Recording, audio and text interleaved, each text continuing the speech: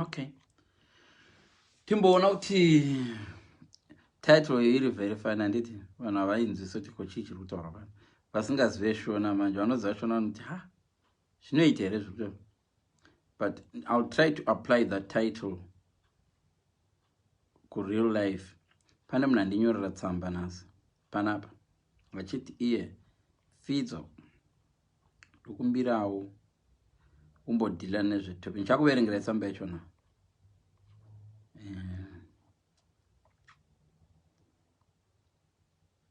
Ndakuverengera tsamba yacho na first.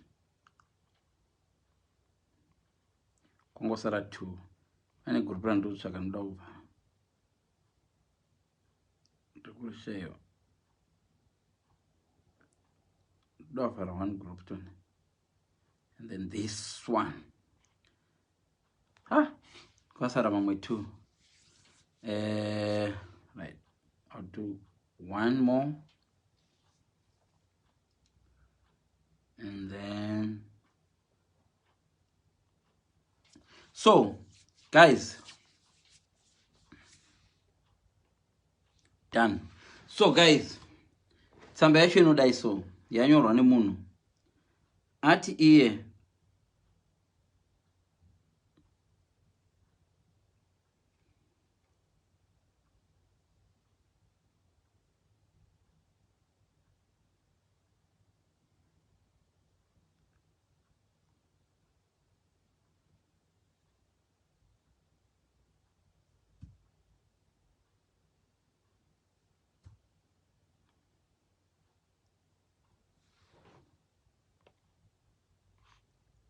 timbona.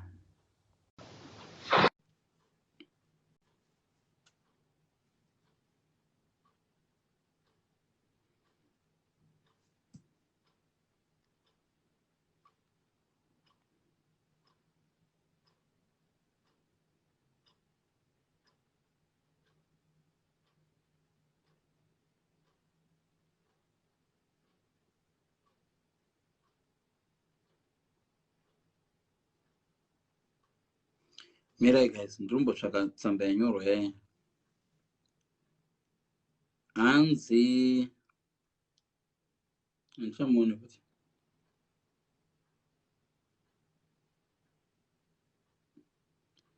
Hanzi Fidzo.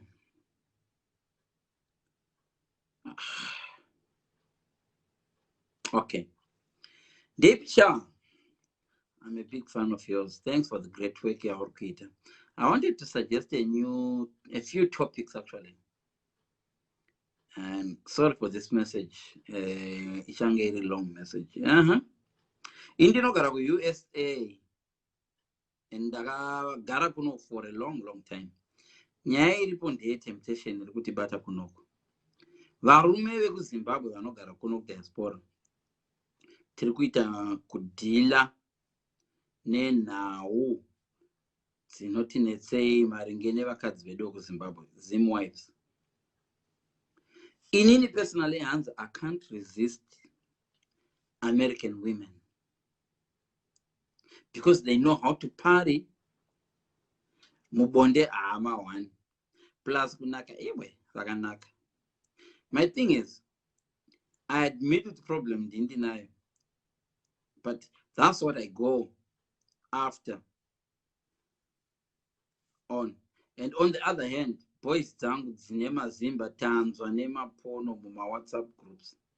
They spend hours looking at images of these perfectly built black American women. But then they go back to their wives. The Siri is Rojo.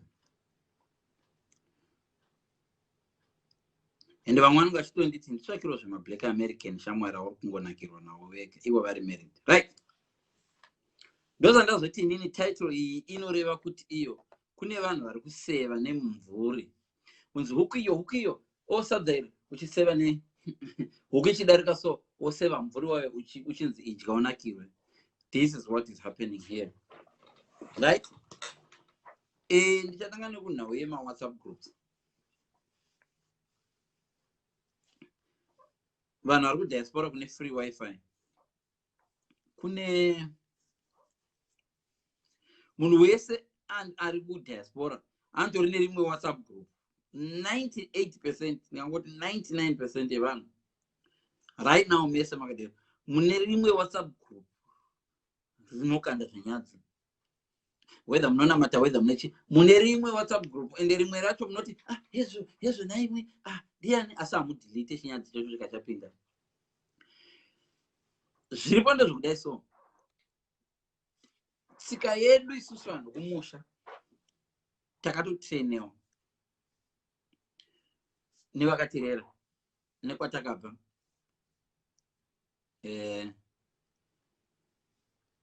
Yes, pana rundi mhorosa ndikatanga kuti yes kumunhu 1 ndozofanga kumhorosa vanhu vese, saka panopedzisira vanhu vakusvika ma100 ndinodikitira nongomhorosa. Saka ona wanditi yes ndikaignore ndichazokureply later. So vanhu kumusha kwedu takamira so takadai so tine image yatinayo, toita imwe image yatinofunga kuti imimi munotiona munayo, tozoita futi imwe image yatinayo nemapartners edu. So partner yako iwoyo inokuona uri holy lady asinganoidora nditi. That's what you believe. Ndozvainokuudza, right? Then woita imwe image yokuti vanhu vekumba kwenyu, vana mai venyu dei usinaita nhombo vadei nanhasi vachingofoteri virgin. Hakuna mubereki kana kuti hama dzenyu dzinofanira kuti uyu apare zvino uyasakara. No. Even sister yako inonyatsoziva kuti inogara ichingounza vakomana pamba, uchingofunga kuti isati yamborarwa namebanongo image iyoyo. Hatigoni kudifferentiate image ne-expectations nezvazviri reality. Chero pakupfeka chaipo ndamboitaura pane imwe live last time, maZimbabweans kana maAfricans unozoona kuti munhu hoyu nomunhu apfeka panapa for the body they wish to have, not for the body they have. So munhu anopfeka dress ane image iri musoro make yaLady Gaga. Iye haasi Lady Gaga, haatomboziri Queen Latifah, muhombe kuna vese ivavo. Mumind make ari kufunga Lady Gaga, ari kutenga dress ane mind yaLady Gaga kuti nekabody kangu akandopinda. So unozoona munhu akapfeka rimwe dress so ranenge rakafanira Lady Gaga but richasenge razopfekedzwa pangoro, unoza ngoro ika right. Mera ndikudai so.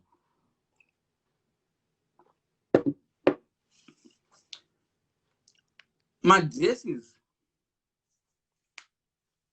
akafanana nemarubber band anopinda, akafanana manje rubber band yangu iri kure. Dress harirambi kana ukati ndoda kupfeka. Vanga nevedu even varume even raino ndo paropa ndozati apa ndafuta pengeta dombo rangu riri kukura. Ndozvitarisa pamene pandozo moyo wangu chiti pfeka tight t-shirt man, pfeka iyo okay. Saka ndiri okay ndakadai ndichiti ndiri okay. But t-shirt inoda munhu ari sleeve, ini ndaundora manje mfanya ndizviforce. But dombo rakura manje. Saka inini mind vangu ndine mind yaRonaldo, ndini Ronaldo mumind mako. So panoda ka little balance inzwaika vanhu. Munhu ari very very intelligent, munhu anoshandisa inonzi perception. Handidi kushandisa mavara ari complicated ekuti vanhu vanozofunga kuti vari mupsychology lesson. That's why ndiona zvinhu zvandotaura zvese ndoda kungosimplify, because vanhu vazhinji vanovhundutsirwa nepsychology nesociology. Vanhu vepsychology nesociology, especially vesociology, vana Bordeaux mamwe maauthor anonyora zvimwe zvinhu vachisa mazivara anongotyisa wato kuda vaida kunzi vanhu vakadzidza. If you read the sociology book panapa unoita senge you go home feeling amana ndakudzidza mwana. And ndine shamwari yangu andori musociologist anonyora maarticles awopo, haadi kunyora nechirungu, angodondidzidzisa kuti maarticles angu andakanyora inini ndanda kuita because it's easy kushandisa mabig words, uchingoshandisa synonym ukangodai ukaklika vanhu vanostada ungoenda paMicrosoft Word ukangoklika synonym ukati right click word rako unogona kuwana masynonym. That's how you can improve your vocabulary, but zvimwe zvacho zvinolose context. So vanhu vesociology vanonyora mazivara saka handidi kuita my life ndichitaura mazivara esociology nepsychology. Zvimwe zvayo unopedzisira kuti asingokuita show off.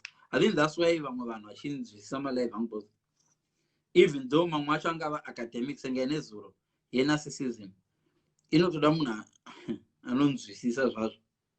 But matauriro ndichiita munzwa kuti zvinhu munongonzwisisa so okay, yeah, simple. Senge tikuita ngano. That way people learn better. Panokuti tishandise mabig words. Saka ndikatanga kuti perception. Oh, you need to perception zvinoreve. Oh, what no. But munhu ngaave